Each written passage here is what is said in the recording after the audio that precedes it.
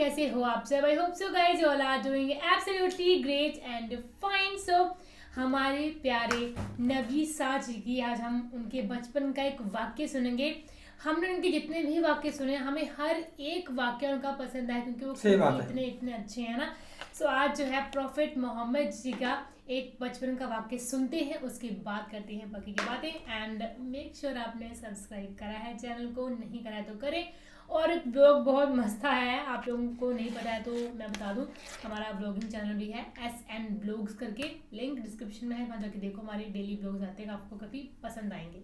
तो इसको प्ले करते हैं, फिर करते हैं अपन बाकी बातें डिस्कस। मैंने आपके बोलने कुछ नहीं छोड़ा। हाँ, मैं अंदर से यही सोच रहा था कि मैं बोल लूँ भी क्या लगी हुई है धड़ाधड़ बोलने यहाँ पे, और जब व्लॉग्स में बोलने की बारी आती है तो वहाँ चुप होती है। वहाँ जो मेरी रियलिटी है वो रियलिटी है, राइट? रियलिटी मतलब कैसे, मतलब इस अच्छा व्लॉग में होंगी ये चीज़ें, एक्सप्लेन यहाँ नहीं करेंगे ज़्यादा।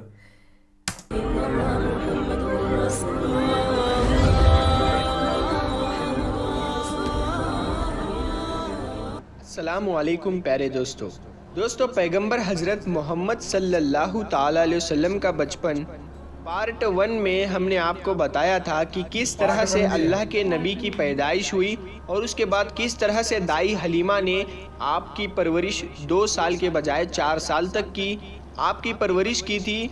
और जब पैगंबर हज़रत मोहम्मद सल्लल्लाहु ताला अलैहि वसल्लम की उम्र मुबारक 4 साल की हुई तो किस तरह से आपकी वालिदा हज़रत आमीना आपको लेकर वापस आ गई। अब दोस्तों आज की इस वीडियो में हम आपको इसके आगे का वाक़या बताने वाले हैं, तो चलिए दोस्तों शुरू करते हैं। दोस्तों पैगंबर हज़रत मोहम्मद सल्लल्लाहु ताला अलैहि वसल्लम की उम्र मुबारक जब 4 साल की हुई थी तो आप मक्का में वापस आ गए और उसके बाद आप अपनी वालिदा हज़रत आमीना के पास रहने लगे। उसके बाद ज़िंदगी के दिन बीतते चले गए। सन 575 या 576 में जब आपकी उम्र 5 और 6 साल के बीच हुई तब आप अपनी माँ हज़रत आमीना के साथ और अपने दादा अब्दुल मुत्तलिब के साथ मदीना की तरफ निकले।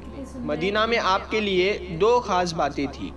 एक तो ये कि मदीना में आपके वालिद हज़रत अब्दुल्ला की कब्र मुबारक थी, और दूसरी बात यह है कि मदीना में आपके दादा अब्दुल मुत्तलिब का ननिहाल भी था।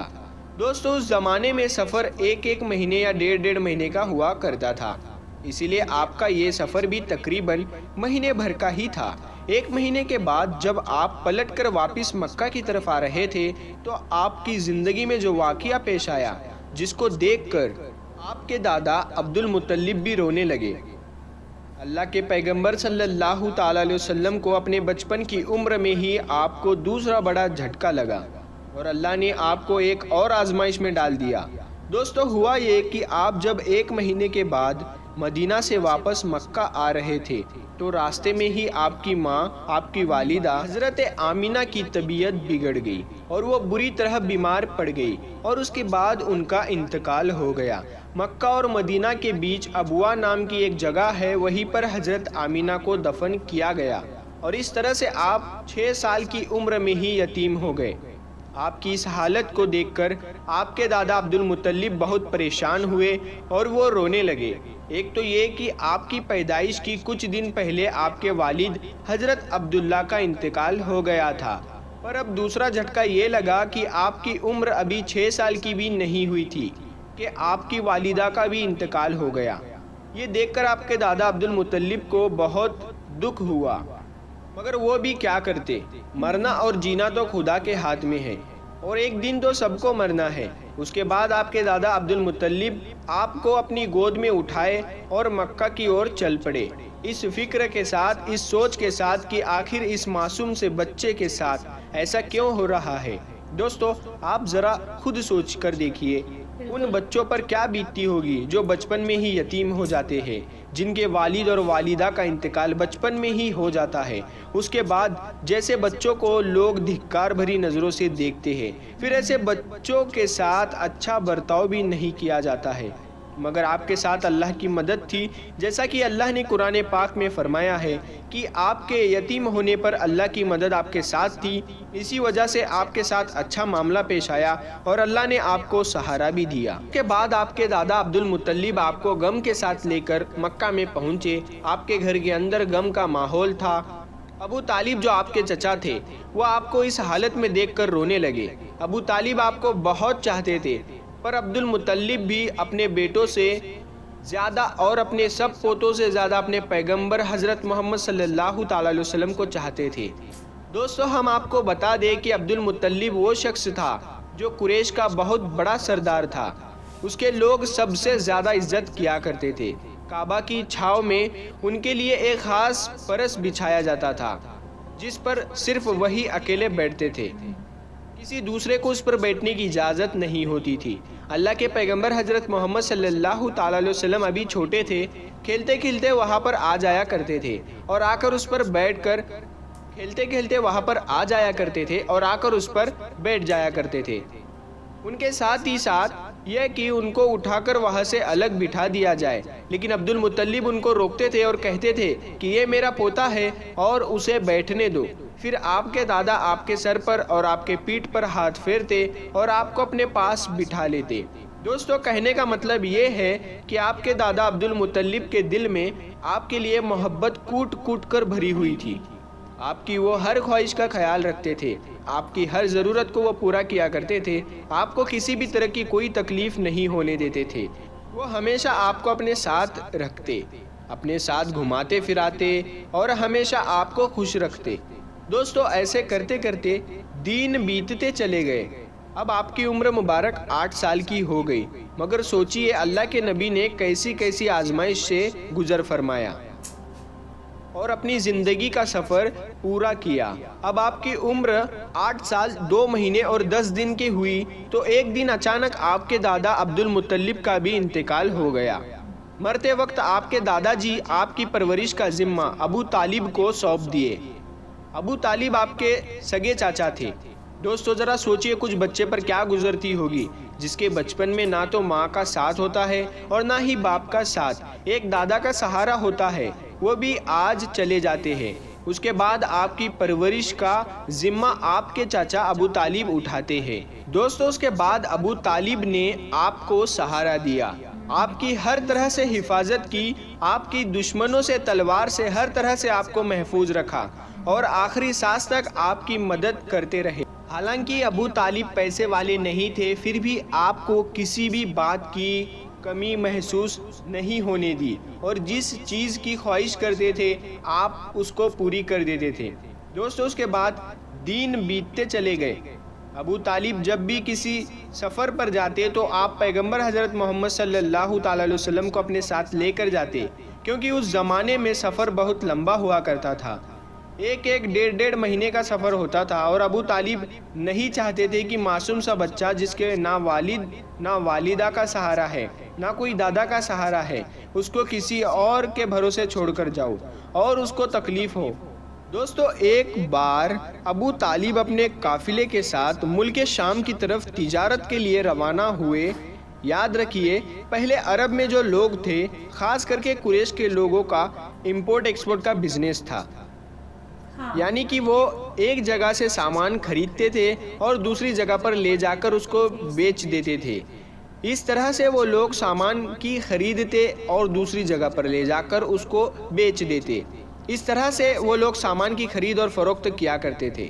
اسی کام کے سلسلے میں ابو طالب اپنے قافلے کے ساتھ ملک شام کی طرف نکل گئے۔ ساتھ میں آپ نے پیغمبر حضرت محمد صلی اللہ تعالیٰ علیہ وسلم کو لے لیا اور آپ کو ایک اونٹنی پر سوار کر دیا۔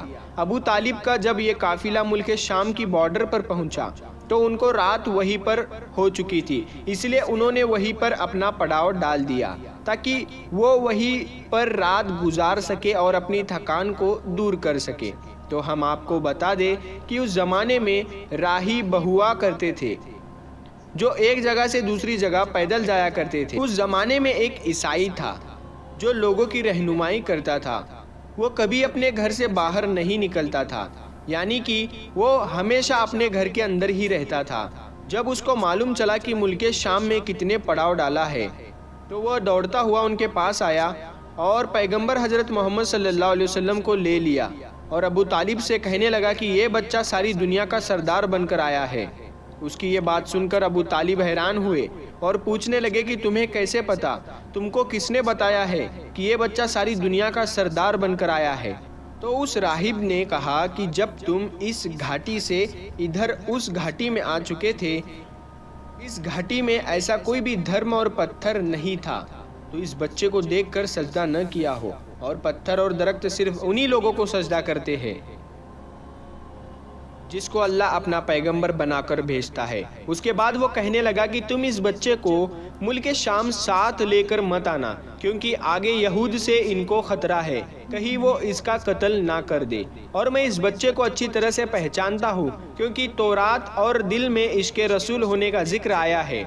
और मैं इस बच्चे को अच्छी तरह से पहचानता हूँ, इसकी पीठ के नीचे एक शेर की तरह एक नबूवत की मोहर लगी है, उस मोहर से भी मैं इनको पहचानता हूँ, लिहाजा तुम इसे मुल्क शाम लेकर मत जाना। दोस्तों, अब अबू तालिब को उस राहिब की बातों पर यकीन आ चुका था कि वो जो कह रहा है बिल्कुल सच कह रहा है। उसके बाद अबू तालिब ने किसी शख्स के ज़रिए से पैगंबर मोहम्मद सल्लल्लाहु अलैहि वसल्लम को वापस मक्का में पहुंचा दिया, क्योंकि अबू तालिब को अभी मालूम चल चुका था कि ये जो बच्चा है ये कोई मामूली बच्चा नहीं है, ये बच्चा ख़ास मर्तबे वाला बच्चा है। उसके बाद अबू तालिब आपकी परवरिश और आपकी सुरक्षा के मामले में और ज़्यादा चौकन्ना हो गए और आपकी हर तरह से हिफाजत करने लगे।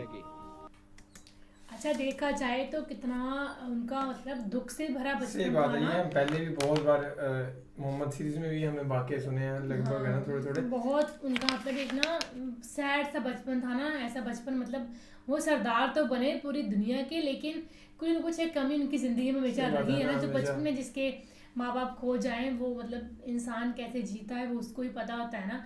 और ये तो प्रॉफिट मोहम्मद जी थे, सो बहुत बुरा इस वाक़े में। ये पार्ट सेकंड है, फर्स्ट पार्ट है इसमें शायद उनकी परवरिश का वाक़या बताया है ना। बहुत कहा कि हाँ। कैसे कैसे हज़रत हलीमा दाई अगर हलीमा आपकी लेके गए उनको। रिक्वेस्ट आती है तो हम पार्ट फर्स्ट भी लेके आएंगे।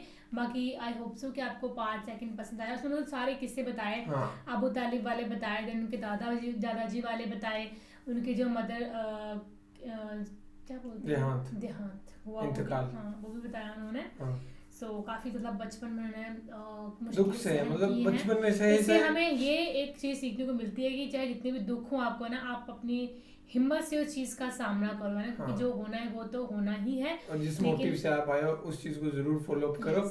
और बचपन में तो दुख सही उन्होंने अपने मतलब जवानी और जब तक बहुत ज्यादा सहते रहे दुख, तो यार यही है ना कि अत्याचार होते रहे। फिर हजरत अली के ऊपर, हुसैन के ऊपर तो ऐसे सहते ही रहे वो इतने ज्यादा अत्याचार। पर इसलिए सही सो दैट उनकी उम्मत को एक बढ़िया एक अल्लाह का पैगाम मिल सके और सही रास्ते पे उनकी जो भी उम्मत है, जो भी इंसानियत है, सही रास्ते पे चले। और सबको ये वाली वीडियो पसंद आई होगी, पसंद आई वीडियो लाइक जरूर करना और व्लॉग्स जरूर देखो। सो इस वीडियो में guys, thank you so much for watching the video. मिलते हैं नेक्स्ट वीडियो में।